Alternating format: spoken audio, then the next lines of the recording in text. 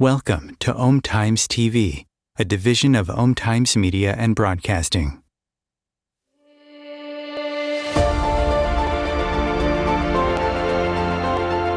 Welcome to Don't Do Stupid Shit to Your Body on Om Times Radio with inventor, author, engineer, and rebel Gail Lynn.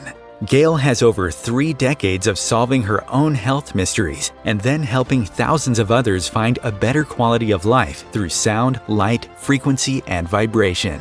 She has witnessed countless stories of people harming themselves, some resulting in death, just because they didn't know any better. Her hope is to educate people to be more discerning and critically think about the sources of information being researched, as well as products and modalities being used to determine if or how they are biased and misleading.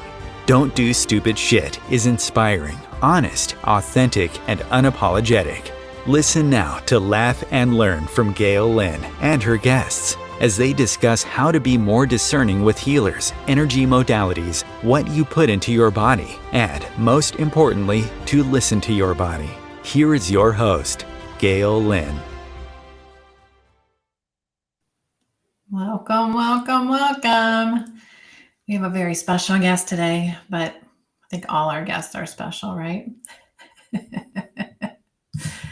Oh my gosh, well, I have to start out with jokes because Chris loves the jokes to start out with. And I'm sure he gets so bored probably listening to all these shows.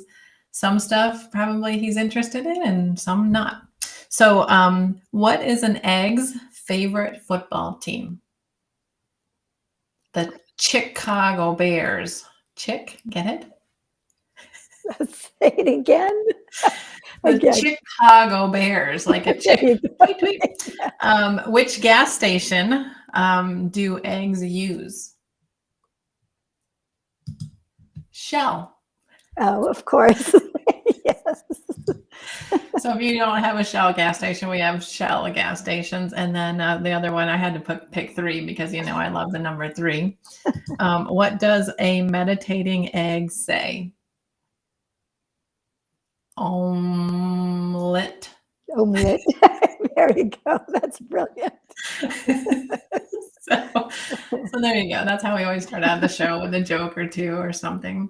So I guess let me just say that I'm going to kind of tell my story about how we met, and then you can tell your story, and it'll probably be different. Okay, sounds good. So one day I was sitting at my computer, and our mutual friend, Sandy Sedgebeer, said she needed to make an introduction. And I think she was either at your house or I think she was at your house. Yeah. And so she calls me up and says, you got to meet this lady, Suzy Miller. I'm like, who's Suzy Miller? And she says, well, you guys just need to meet. And we got on the phone. And I remember you saying that the kids had kind of expressed to you that there would be a pod that would come to the planet, and you couldn't figure out what this crazy pod was going to be or how this was all going to work. And you knew it was eventually going to show itself. And boom, you said the harmonic egg is the pod. And I don't usually talk about the harmonic egg. I want to more or less educate, and we totally will educate today. But we're gonna talk about the harmonic egg and autism today. But that's how I remember us meeting and crying, and just, you know, when you said the harmonic egg is the pod that the kids were telling me about, I just remember started crying. Yeah, and you remember it just about the same way I do. And I think the only thing I would add to it is that I think it was January 2019 is when the collective consciousness of the children started coming to me, and they kept talking about this pod. It's like, you know, there's a pod and it's going to help us to better integrate. And I remember hearing it, and I, you know, was connected to a lot of different people that did a lot of different technologies. I thought I was supposed to create it. I didn't know how the heck I would do that because I don't have your background or your skill set. So I was just like looking all over, and had talked to quite a few different people with a lot of different technologies. And then sure, Sandy was there, put us together on that fateful day. And I just remember listening to you talk, Gail, and you know, just connecting with you as a human being, as a person. And feeling right from the very beginning that was it. It was just a match. And I think those tears were very much tears of recognition, both of you and, maybe our collaborative soul journey, and also just what the kids had said, absolutely being able to find that. And I think I also remember being on a plane within maybe a week or two of that conversation and being in the egg at the center that you had in Colorado, and checking out, is this it? Was that true? And I remember sitting in the egg that day and having my session, asking the collective consciousness of the kids, is this what you had intended? And I just saw all these different kids, literally coming out of pods. And as they were coming out of the pods, or the eggs that we knew it to be at that point, they were coming out of the eggs and they were just being themselves. They were just being who they were here to be. And I can't think of anything better. So I remember you telling me it looked like there were these pods just hanging from this a tree of tree. life, and they were Yes. just coming down and the opening up, and the kids were so authentic. Yes. That was the one thing I wrote a list of 3 things, what we love about Suzy Miller. And that's the first one, is you have taught me so much, and just how to be a better observer, to tune into our energies and be authentic. And my horse, Holly, has taught me that as well, as a nonverbal communication. Mm-hmm. And do you remember how afraid I was of the kids because of all the stories I heard about them being destructive and angry? And you said, Gail, once you open your heart to them and you show them who you are, I'll start crying now. You said that, they wouldn't be that way. They get frustrated when people aren't trying to support Make them, that connection. see them. And I'm quoting, see them. Right. Yeah, no, absolutely. And I mean, for me, it's the kid, just like Holly has taught you, about that authenticity and that sensitivity to authenticity. I've learned that from the collective consciousness of the children. I've learned that through every client that I've worked with for these last 25 some odd years. And it's not always easy. It's like, we know that about ourselves.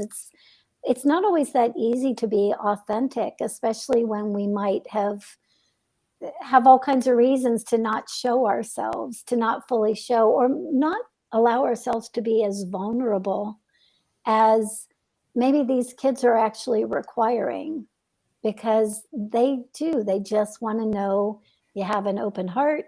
They want to know that you care.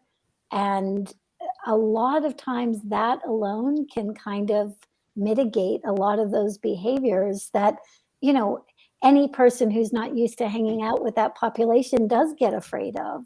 That's what happens. Yeah. Well, I was at a grocery store maybe a month ago, and a little girl came up. She's definitely on the spectrum, beautiful.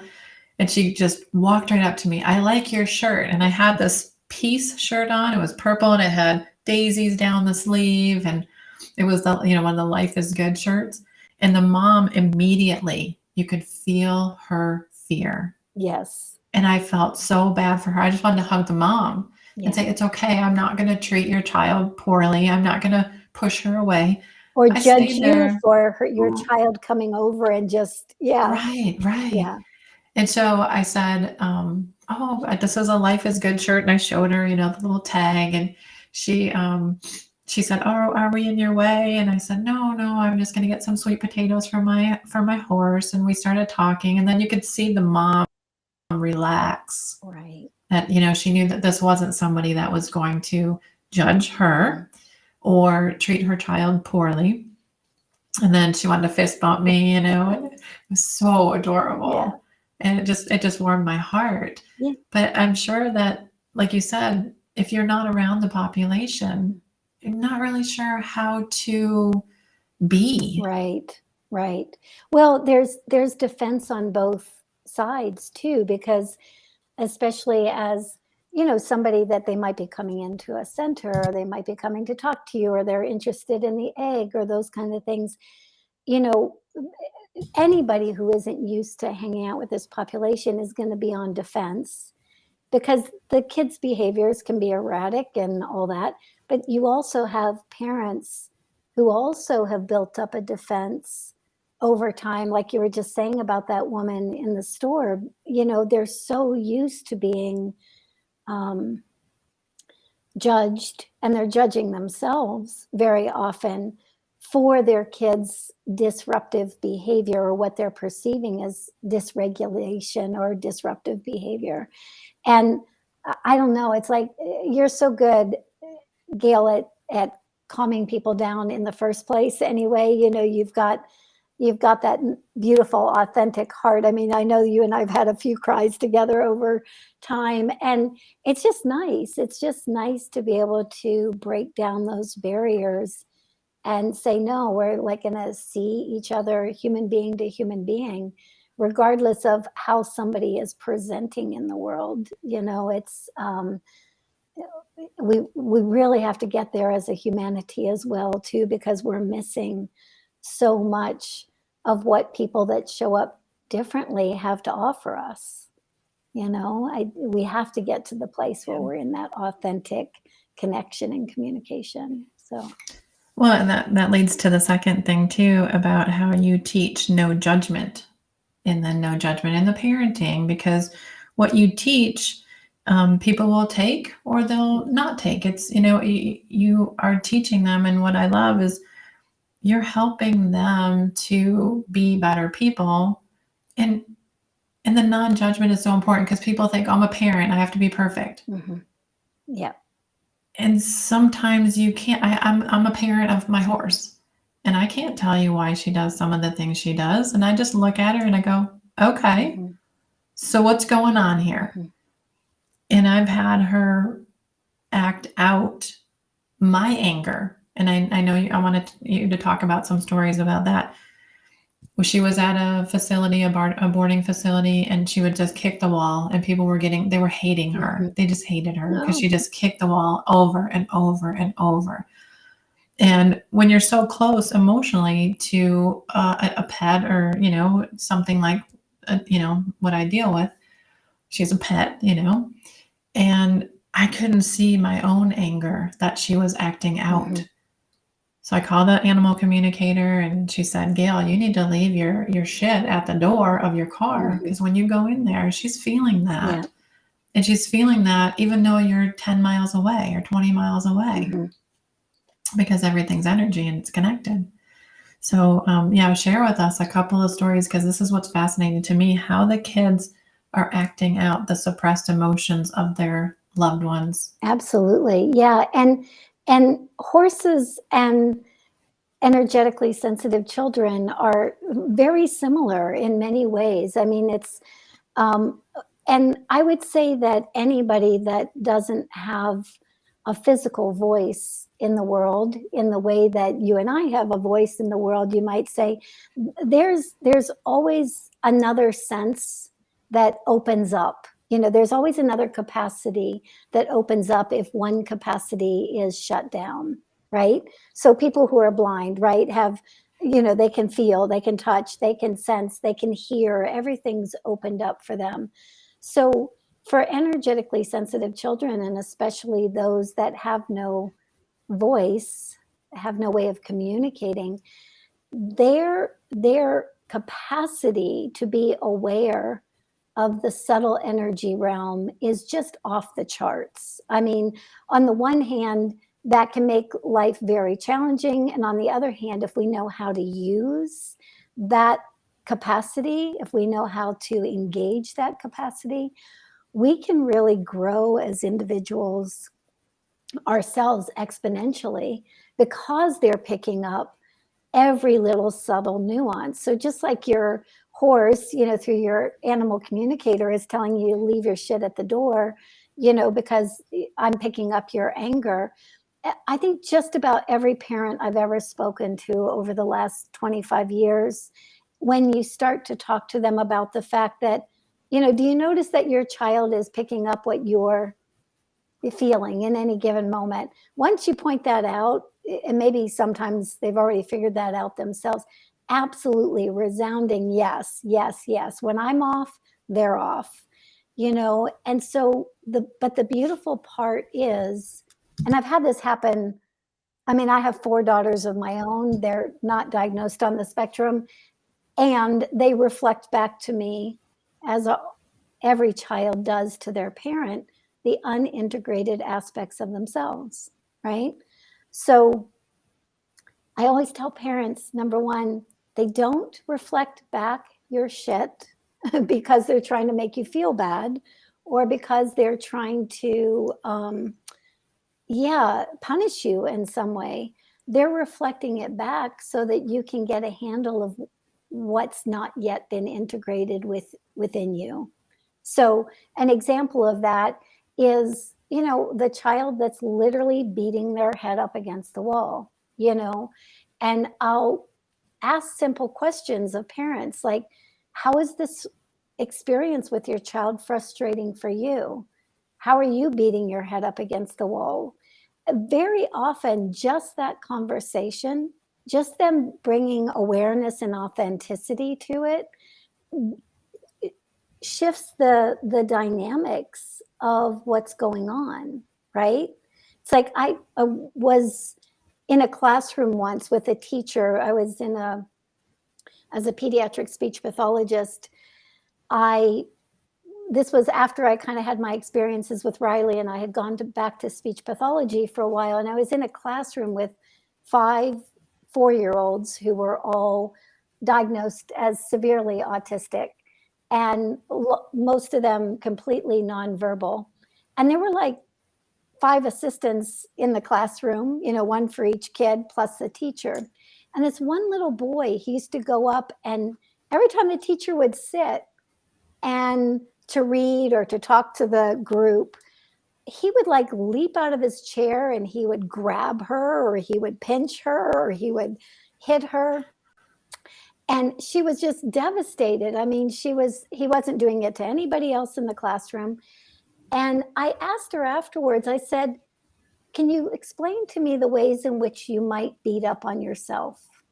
Is this something that is kind of part of your internal process? And she was like in tears in 30 seconds going, oh my gosh, how do you know that about me? And I said, it's not so much what I know about you, it's what he knows about you. He's just mirroring that internal pattern so that you can see it. And she was like, oh my gosh, I'm so hard on myself. I beat up on myself all the time. I'm not sure I should be doing this.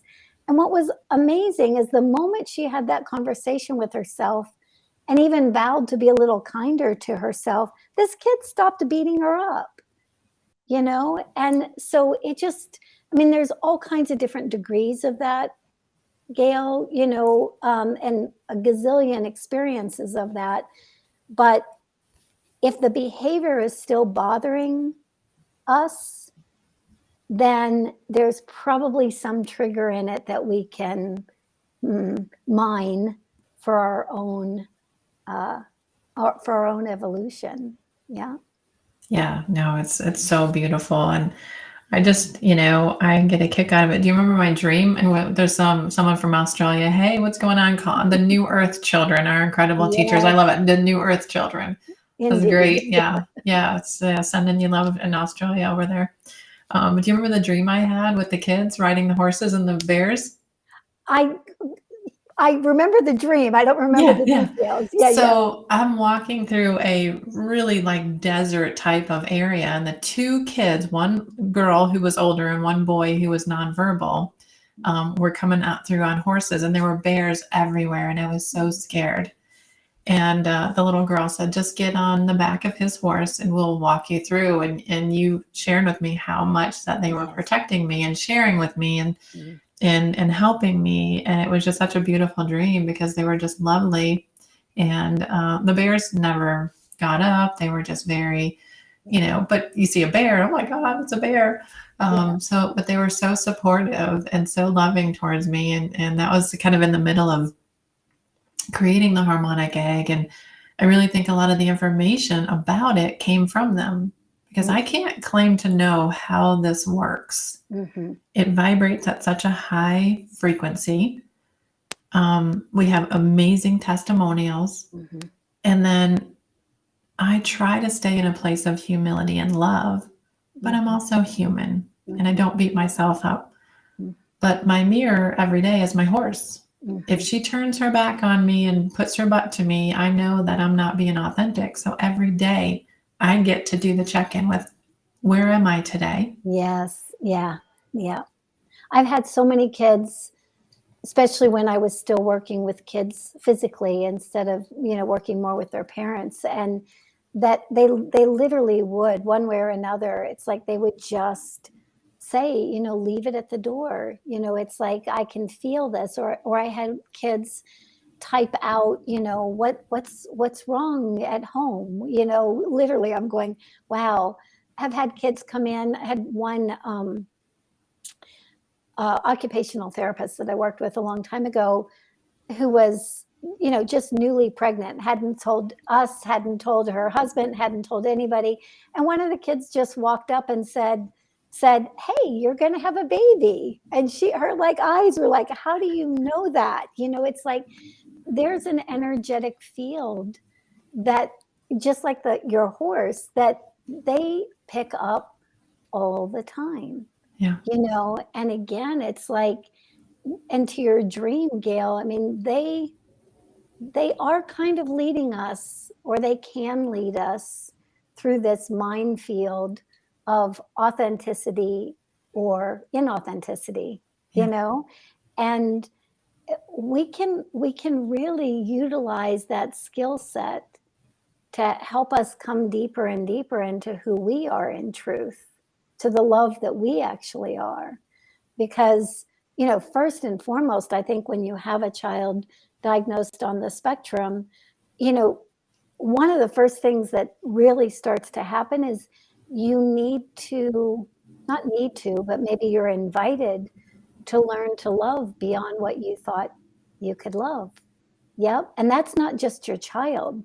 That's all the stuff that comes up within us, when we're afraid of them, or we're in some shame, blame, or guilt, or when we're not absolutely convinced that we have the capacity to handle what's been gifted to us, And so, I mean, from the very beginning, it comes up. It's like, okay, we're going to go down this road together. You're going to be offered the opportunity to love parts of yourself that you never even knew you needed to love.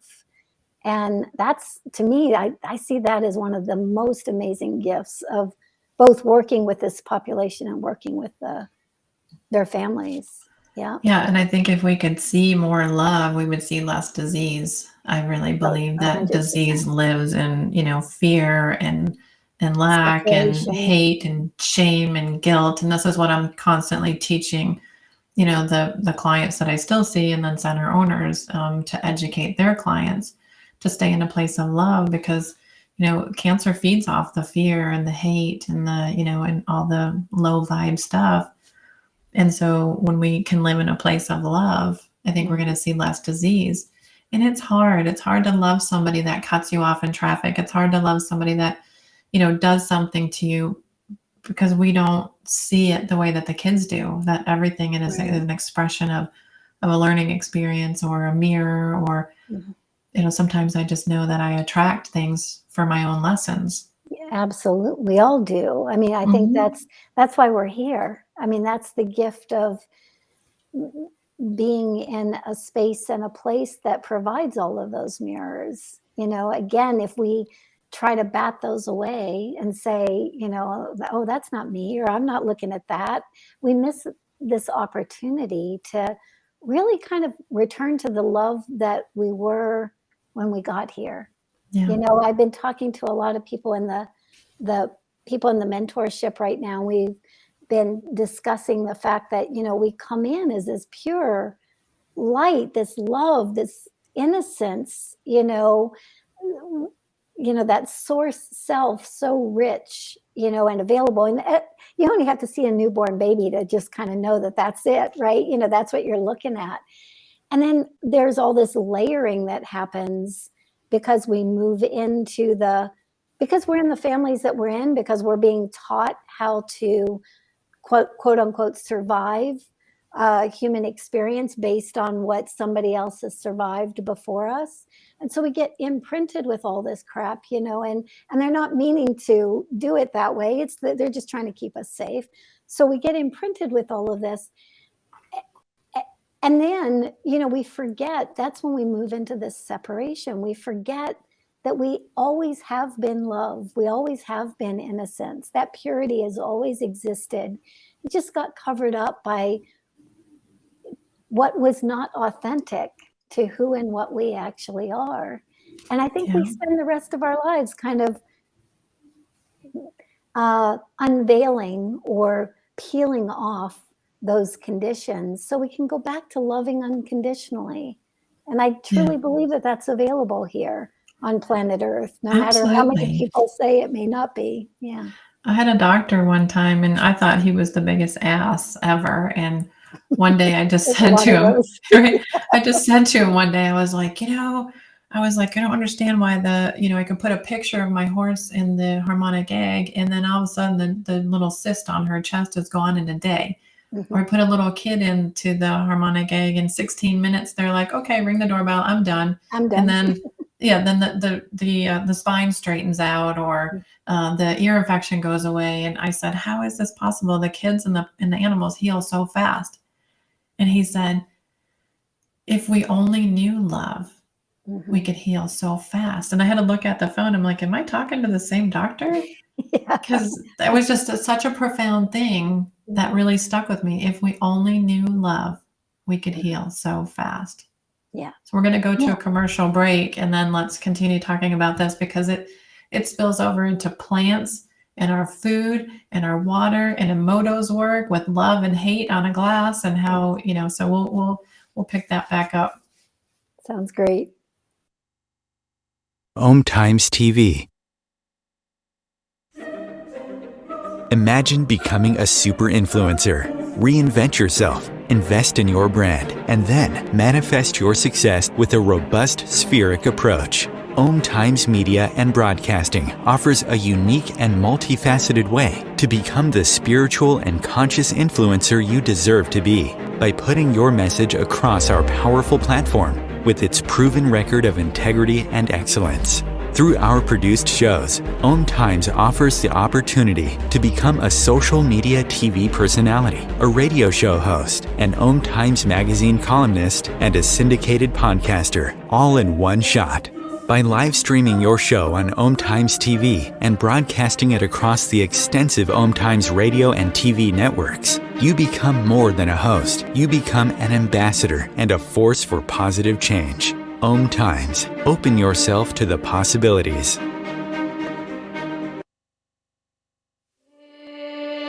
Sound and light therapy have been used in healing for thousands of years. In today's fast-paced world, our bodies and minds are more stressed than ever. Stress is known to be the #1 reason for many diseases and illnesses. Current lifestyles are causing premature deaths and preventable diseases. What can you do? Get a lift. A powerful, self-evolving resonant sound and light chamber reduces stress, can be used daily, and offers individuals peace and tranquility while restoring the body and mind to its natural state of vitality. Visit letitflowtherapy.com.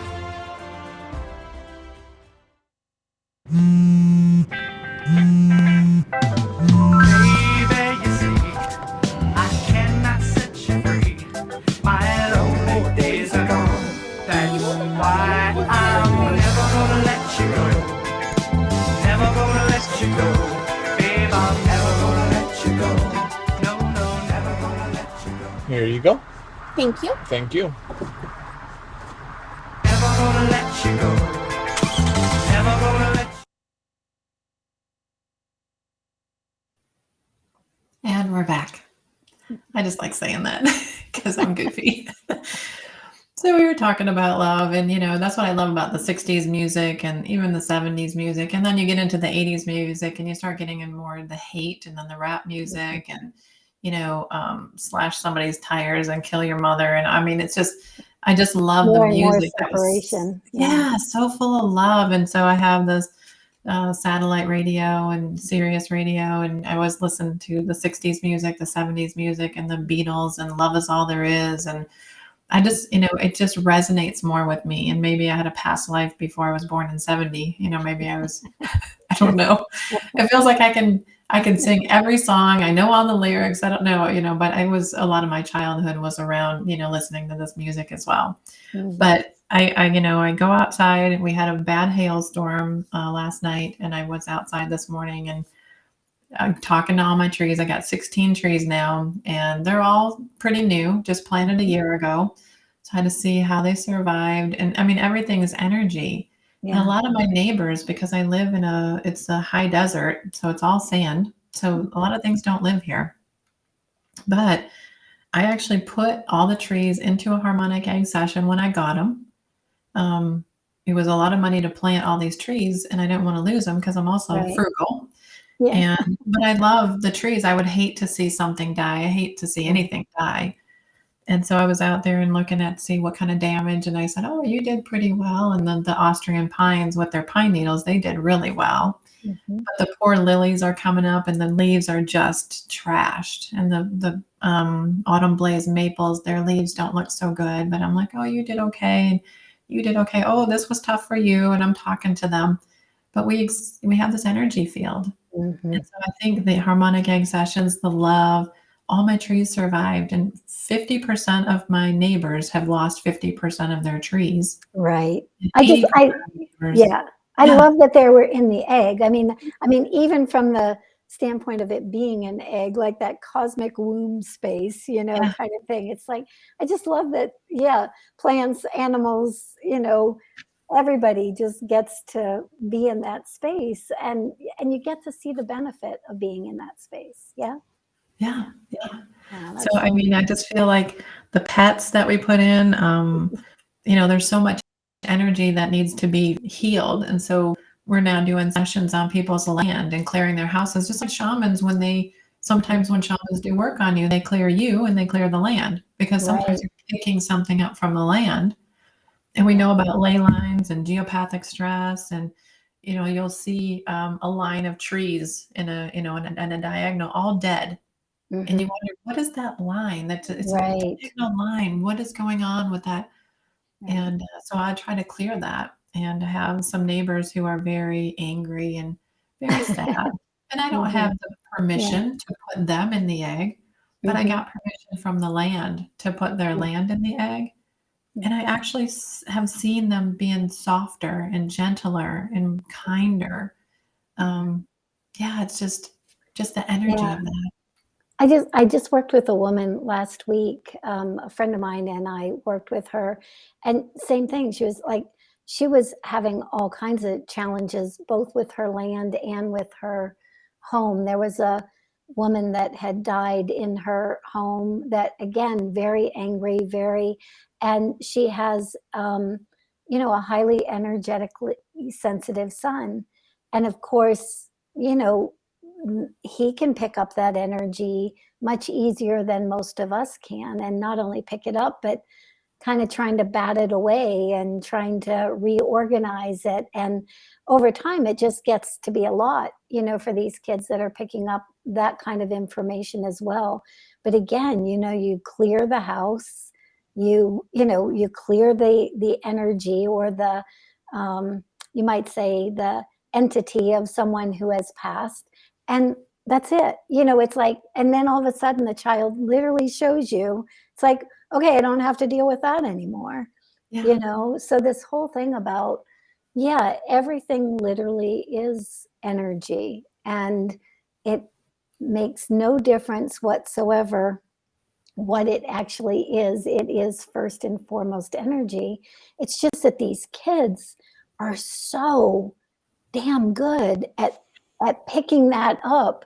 That's what I mean. It's like if we watch them and we're aware, we can learn so much about those subtle energy fields. It's important for us to learn about that, because the more we do, the more we understand that that is exactly what we are. We're just variations of energetic fields, or what I call information fields. Yeah. And there is no time or space. And time or space doesn't exist. So in the chat, there's some comments, but I did a session in the New Zealand Harmonic Egg. And apparently in New Zealand, they're very respectful of the trees and the land and beautiful. I was in the session remotely, my picture, and I just had a desire to go out to my trees. Usually I'll just lay there and I'll, kind of just meditate and, feel into my body. What do I feel? But I just wanted to be out with the trees.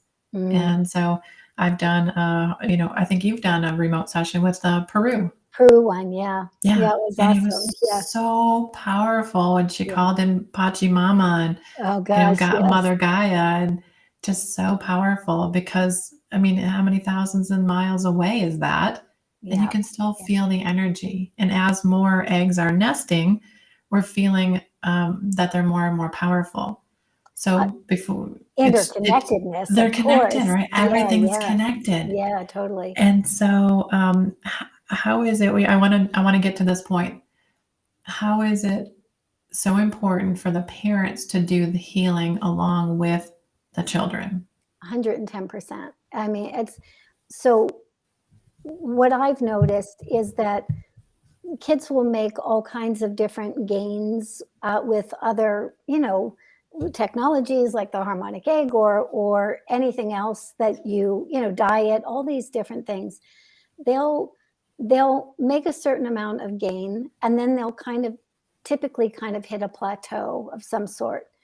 And what I notice is that, because most of these children, when I communicate with them telepathically or connect with that consciousness, a lot of times what they're sharing with us or with me is that they're here clearing the lineage, right? Not just even their families, but the lineage. And they have that capacity. So something that's passed down in the DNA, as a propensity towards something, whatever it is, maybe usually there might be a propensity maybe towards aggression, or maybe there's a propensity towards addiction, or there's a particular pattern that plays out between the masculine and the feminine coming down the line.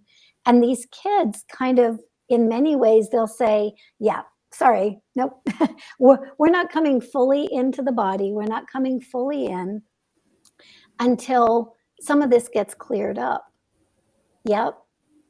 What's amazing though, Gail, is when it starts to get cleared up, when people, parents especially, start working with some of their traumas that never got resolved, or some of the patterns that came down through their lineage, the moment that starts getting cleared up, then the kids start, of course, mirroring the change. They start mirroring the difference. So whether they do that kind of work through integration work, with me, or through the harmonic egg with you, or anything in between, quite frankly, any way in which we can integrate or chip away at those patterns that came down through the lineage line, the kids will almost reward the parents in some ways by saying, okay, I'm going to show you this instead of what I was showing you. Yeah. There's inherited trauma in the DNA, and some people don't even believe that.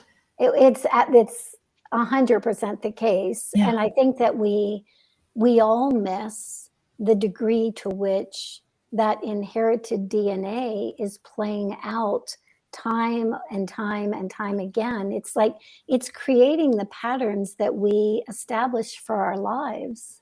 And if we don't talk about that, we don't give ourselves permission to go, that's probably that pattern that I picked up. It's probably not even me. Right. Where we blame and shame ourselves for, oh, I should be able to get over this addiction, or I should be able to do this way, or whatever. The moment that we even consider, could that have come down through a family line? Is that something we're just being picking up, the moment that we don't blame or shame ourselves for that is the moment that we can be responsible for it. Yeah. And I've heard before, I can't remember who said this, but it's like, it's not our fault that we have certain, patterns, you might say. It is, however, our responsibility. But we don't know that we can take that responsibility until we stop blaming and shaming ourselves for something that we only picked up because we were swimming in the soup of somebody else's DNA. We were coming through a certain womb space. You know, they weren't purposely throwing that out at us. We were just absorbing it. And that's why I love the metaphor too, the portal, if you will, of the harmonic egg. I mean, it puts us back in a womb space, and actually a womb space that, holds our highest good, you know? And I'm I think a it's a pole great opportunity. Yeah, and there's so many new modalities coming out. I'm so excited. You've got some other stuff that you use. The harmonic egg's not the end all be all. And there's more that are coming out that are non-invasive that are going to help us to heal the DNA using nature sounds, not synthesized nature sounds, but real nature sounds. And Joe Dispenza talks about a lot of this. But I'm of the Polish descent, and so my ancestors came over on a boat, and I was always afraid of money. I repelled money like crazy. And then I realized that's not my shit. Yeah. That's their shit. So I did some deep meditations of money. And I remember the things that my dad said to me. You have to work for every penny, you know, and he should have said, you have to work for every $1,000, right? Every million. Yeah. Every $1 million, you know. And then he would say, you know, honey, you're always trying to buy steaks with hamburger money. You know, I'm like, you know what? I deserve a damn steak. I worked my tail off. I worked so hard to serve. And then once I started shifting my brain to the energy of money, because it's energy. So you exchange the energy of money for the energy of time, or the energy of money for a session in the harmonic egg, or the energy of money for food, or the energy of money. Once I did that, it's just moving zeros around. It could be 6 zeros or 10 zeros. Right. Yeah. Yes. Well, and that's it. It's like, but until we do what you just said you did, which is go back and actually kind of say, okay, these are my patterns. These are the beliefs that I hold so dear, and I don't even know why I hold them like that. You know, it's like, it's not until we actually go back and have those conversations with those parts of ourselves that still believe that we integrate that particular pattern and we relieve ourselves of that stream of consciousness, you might say, that just literally just came down through us. You know, I mean, honestly, I keep thinking it's like, if we were teaching children how to do this from the get-go, if we were teaching them, you know, that some of the things that they're picking up, even from a really early age, that don't make them feel so good about themselves, that's an indicator that it's not about them. It doesn't feel good to you because it's not resonant to who you know yourself to be. Yeah. If we taught that from a very early age, you know, talk about the level of trust that people would have in the love that they actually are. Yeah. No, it's crazy. I say a lot that we're not here for getting love. That creates forgetfulness. We're not here for getting love. We're here for giving it. Yeah. You know, we're here as love. And so it's meant to be offered. It's meant to be given. You know, it's not meant to be forgotten. But then there has to be the balance, because a lot of people give so much love and then they get treated like crap.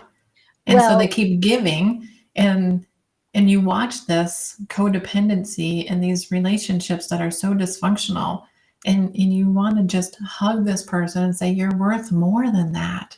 Right. Well, and I also, I don't equate that. I don't equate that with giving love, because to me, at least in my world, we can only give love to the capacity that we've loved ourselves. Yes. And if we're giving in order to receive love, then we've again forgotten who we are. You're right. You're right. Yep. 100%. Yeah. And I feel like that there's this opportunity, you know, that's why I keep saying to people, it's like when these things come up, when these triggers, when these discomforts, go to them instead of run away from them. Right. Triggers You are know, treasures. I keep saying that. Triggers are treasures. Triggers Yeah, are treasures. they are. They really are. And we don't know that until we're able to be present to that trigger. Yeah. And the whole world will teach us to run away from it. You know, go pop a pill, go do this, go do that, do whatever you need to do in order to not feel that feeling. But oh my God, like you say, the treasure that comes through that felt perception, amazing. I mean, that's our evolution. I love it. I love my triggers. I am so like grateful. I had a $5 bag of horse shavings one time, and I was going to go put them in my horse's stall. And I remember walking back out to my truck, and I was like, oh, I know someone's going to have stolen that. It was a gated community. I said, I just knew it was going to be gone when I got there. I said, okay, where is this coming from? Mm-hmm. And it went all the way back to when I was a baby or a child.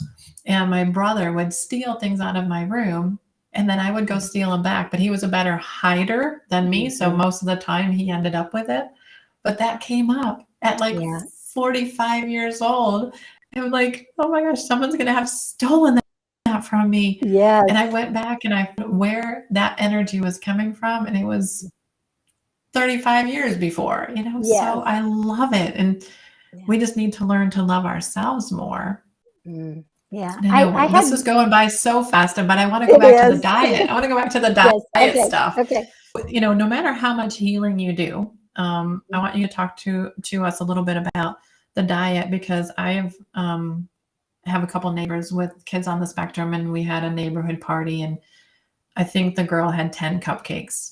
And I thought, she was in joy because she wanted these cupcakes, and the mom allowed it, but I bet you it was a hell of a night. Yeah. Yeah. Well, and it's interesting too about that sugar rush that,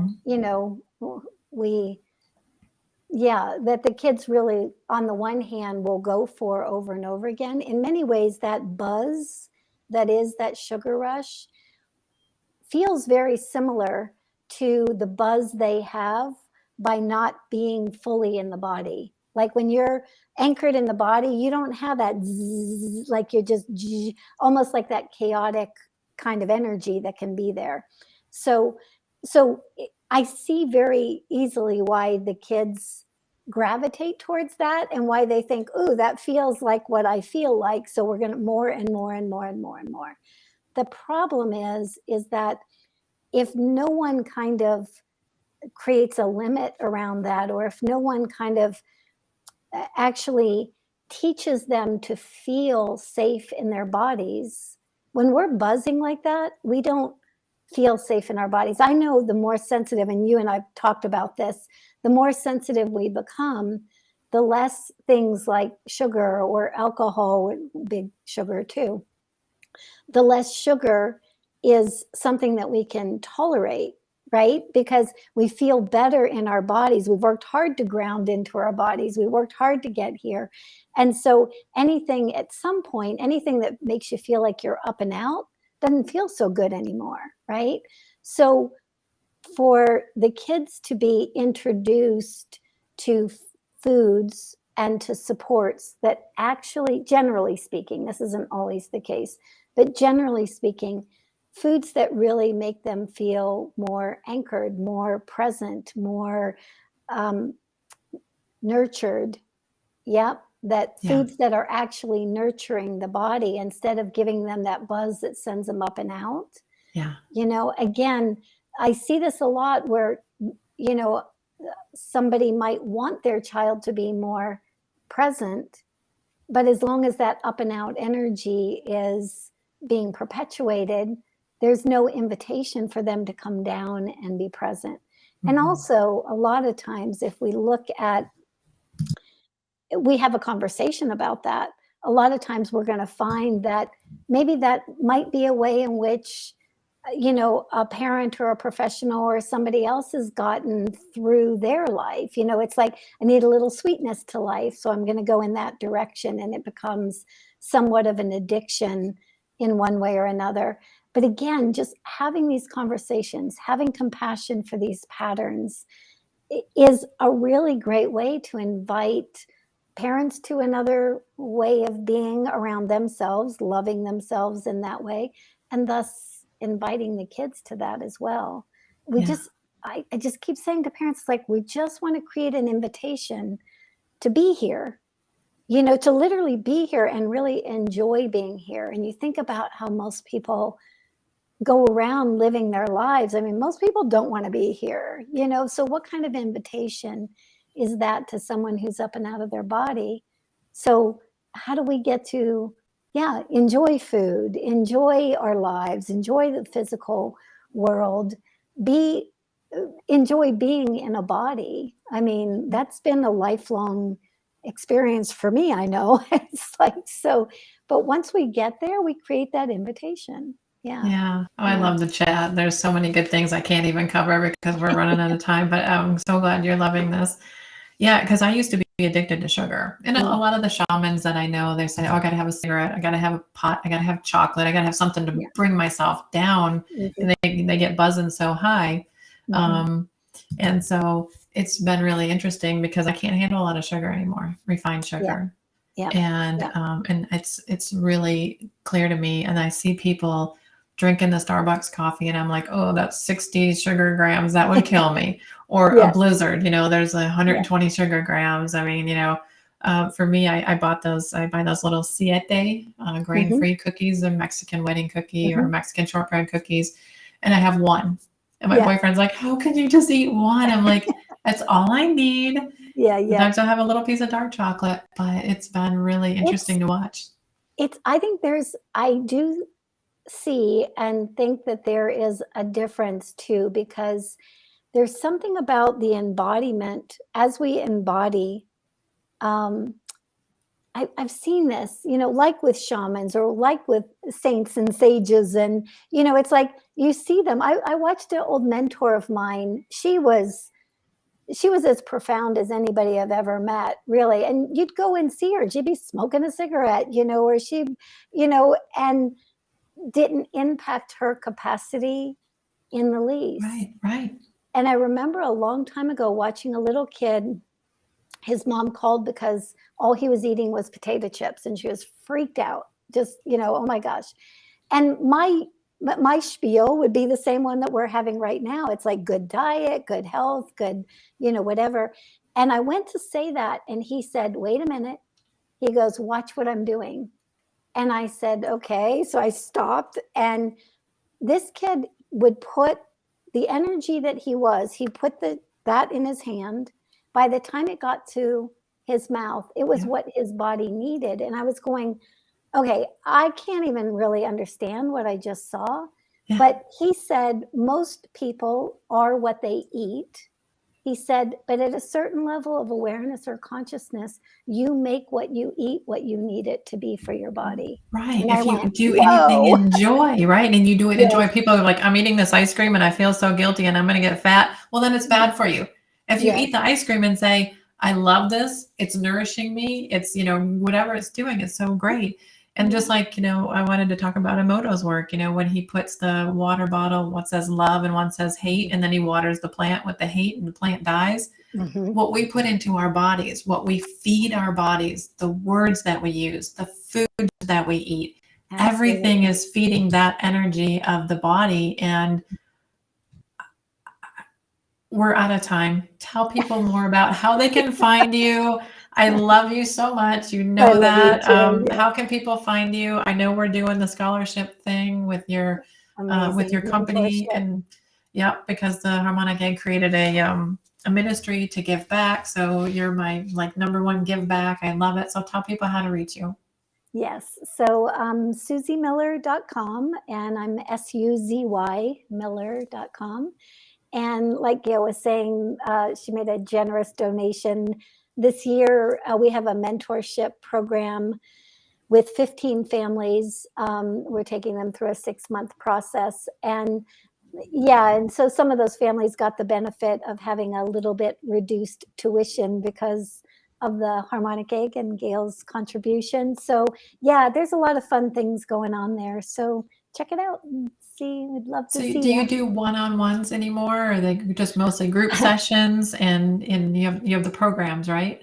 Yeah. So I currently am doing one-on-one sessions. If you want that kind of thing, do it before the end of the year, because I'm going to stop doing that. We've just gotten so inundated that we're going to be doing a lot more group offerings.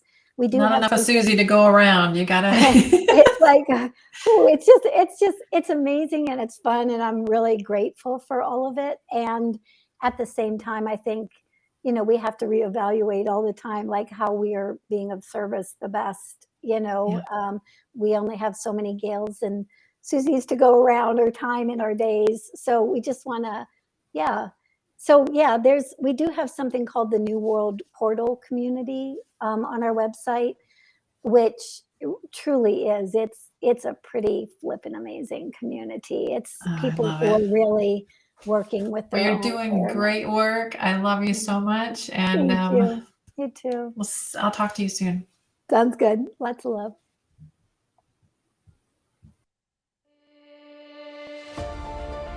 This show is not intended to diagnose, prevent, or treat any diseases or illnesses. The information presented within cannot substitute the advice of your physician or other trained healthcare professionals. The content of this show is for educational purposes only and is the expressed opinion of the show host and guests.